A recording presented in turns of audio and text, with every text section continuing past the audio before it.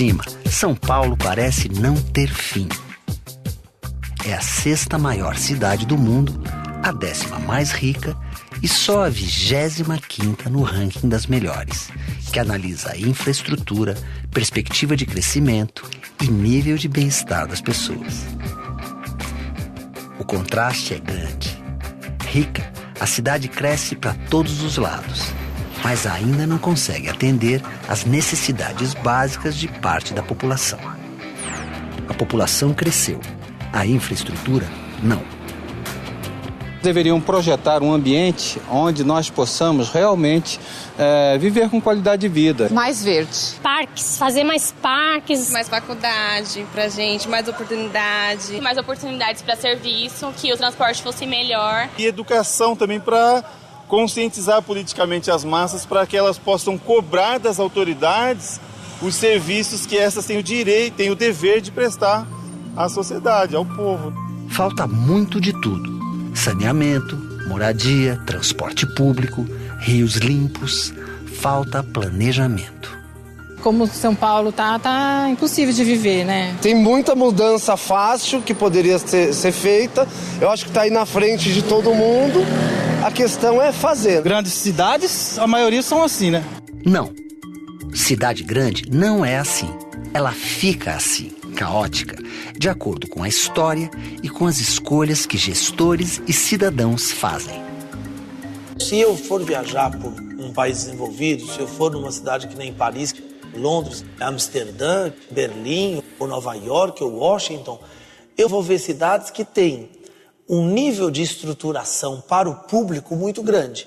Nessas cidades dos países desenvolvidos, se constitui um Estado que faz esse papel de garantir que esse conjunto de serviços, que esse conjunto de equipamentos e que a infraestrutura necessária ao funcionamento da cidade, transporte, eletricidade, saneamento, água, esteja ao alcance de maneira razoavelmente homogênea para o conjunto da sociedade. A cidade ela é resultado de políticas, de opções, de processos políticos, sociais que a gente fez no passado. Toda cidade ela não precisa ser ruim, desorganizada, caótica. A gente pode fazer escolhas que melhorem as cidades. A gente pode investir em transporte coletivo melhor, em trem, ônibus, metrô melhor, e construindo isso ao longo dos anos para que as pessoas vivem melhor.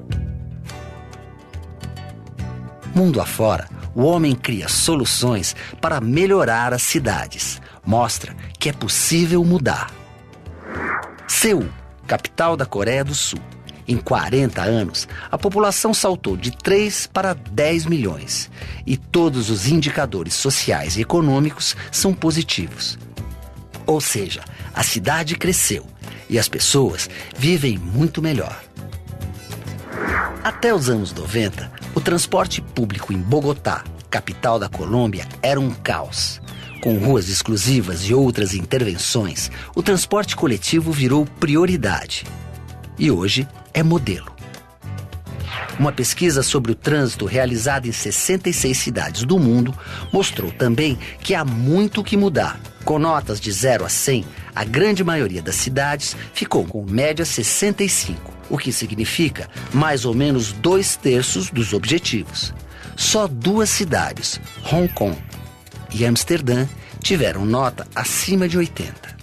A cidade ela é um processo de racionalização do ser humano, no sentido dele conseguir morar de maneira mais eficiente, menos impactante no espaço da natureza.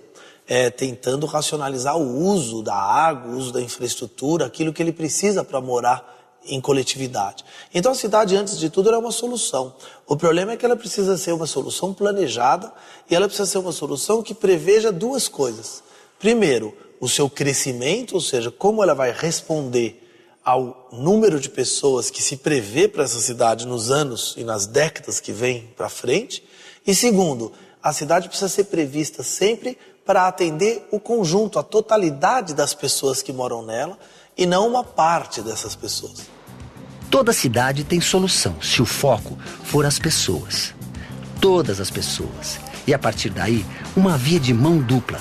O cidadão tem o papel de participar e fiscalizar. O gestor público de trabalhar para a cidade crescer para todos. O prefeito com sua política de governo, ele tem que pegar os velhos problemas que nós conhecemos, que falamos até agora, e procurar um novo caminho, uma nova abordagem, uma nova aproximação, uma inovação de encaminhamento, de planejamento. Quase 7 milhões de carros nas ruas. O trânsito de São Paulo tem solução? Faça chuva, faça sol, porque a cidade não consegue andar nos horários de pico. Até quando as pessoas vão perder no trânsito um tempo que poderiam aproveitar para o trabalho ou o lazer? Eu ficaria mais tempo com a minha família, ficaria menos estressado. Eu gasto 2 horas todo dia para chegar ao trabalho. Eu demoro mais ou menos 1 hora de carro e 1h30 de condução. A gente sai 5 horas daqui e chega 7, 7h30 em casa. Sofrimento, só sofrimento.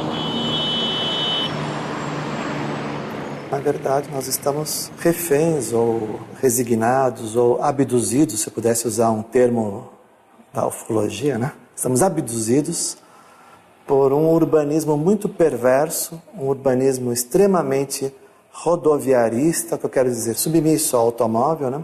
E um urbanismo extremamente mercantilista.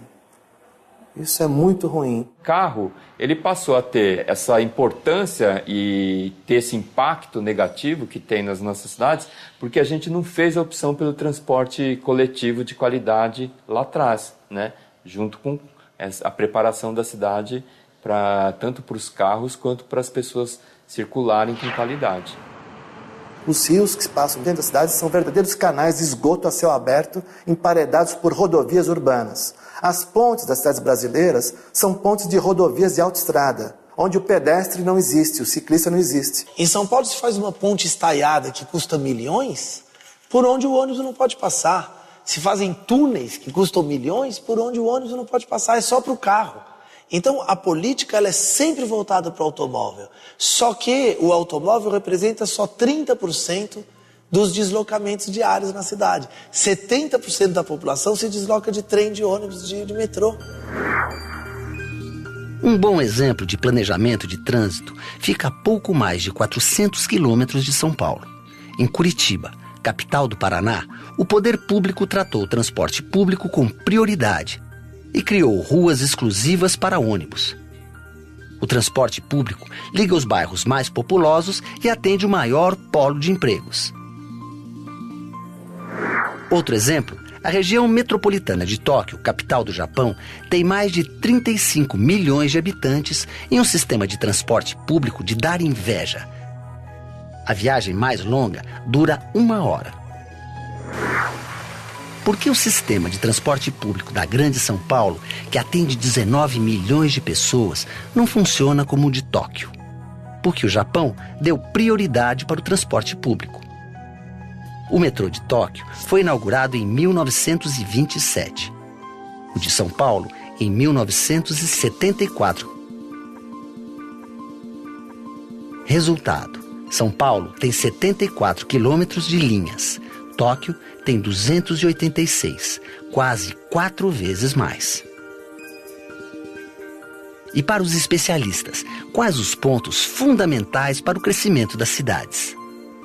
Tudo que está aqui feito, fomos nós que fizemos e nós podemos mudar tudo isso que está aqui.